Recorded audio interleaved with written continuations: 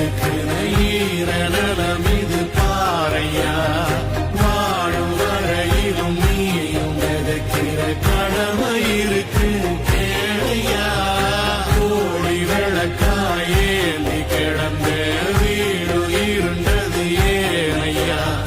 மாட விளக்காரியும் வரத்தா வீடு ஏங்கி இருக்குதையா